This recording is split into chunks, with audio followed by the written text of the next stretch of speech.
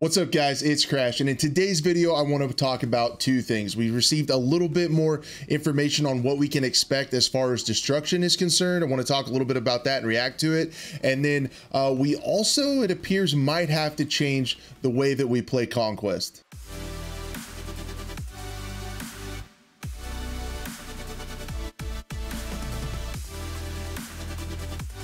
So in regards to Conquest, I wanted to talk about a tweet where Kevin Johnson, the community manager, replied to the legend Lossy, replied to his tweet about how big the breakaway map was, how far it was between sectors and things like that. And I thought this was really interesting, and I think it's a really good tip and definitely something that we need to keep in mind when it comes to launch night. We jump into our first Conquest.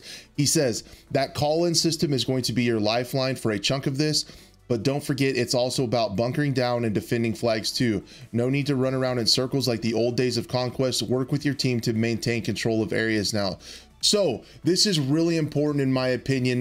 The maps are big. I know on the beta, a lot of folks, me included, were not as excited about the massive areas in between flags and things like that. So it appears, like they said on one of the developer talks, that these maps are designed to have focused areas of fighting and like traversal long open areas in between where you want to use vehicles, but hunkering down might be the play and try to hold objectives as other teams try to attack. So I just thought if maps were changed like this and bigger and we're supposed to play Conquest a little differently, I wish they would tell everybody about this. Like, I feel like this is like really important information to keep in mind when we drop into Conquest, that it might, to get the most enjoyment out of it, we need to not forget about that call-in system when we do decide that we want to move our squad to another sector or another point or point of interest. And also, it might be the best play to hold an objective, hold an area, and not spend a ton of time running on foot across these huge maps. So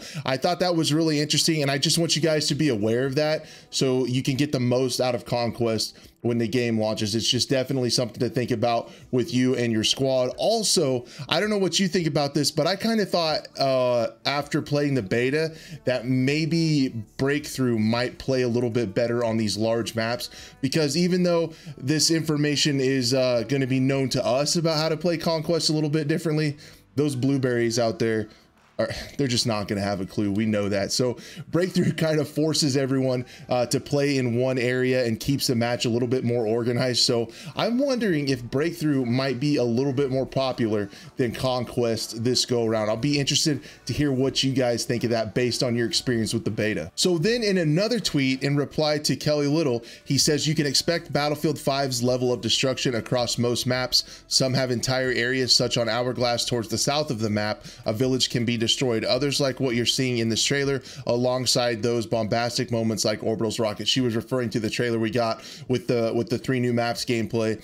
And this is very interesting because I don't know if you guys remember this. I'll show it on the screen. When they teased the engine, this has been quite a while ago, earlier in the summer, and they teased the engine, we were going to expect new levels of destruction that we haven't seen before. And almost this sounds like it was dialed back a little bit. Now, they did mention fidelity, and that is likely there. I thought a lot of the explosions and things like that in the beta was definitely one of the high points. I thought it looked really good.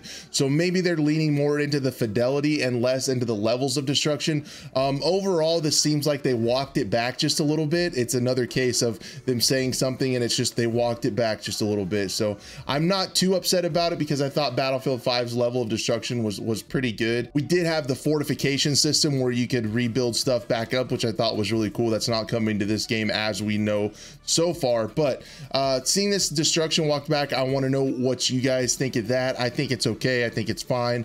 It's just, I know a lot of you guys were really hoping for some Bad Company 2 levels of destruction, some insane stuff where everything could be destroyed and it was kind of more real world, like whatever happens and the map could get leveled. I get why that can't happen. A lot of times if the maps can be like completely destructible, pretty soon you're just fighting on a big flat area and it could be a mess without any cover cover. So I guess I understand that, but I just wanted to bring these two things to your guys' attention because I feel like sometimes these tweets from DICE developers and community managers and stuff can slip through the cracks. This information that they don't put out on their big official channels can sometimes slip through the cracks. I just wanted to make you guys aware of it, so when we hop in on launch day, we know as best we can what to expect. But anyway, guys, not long now, just a couple weeks away.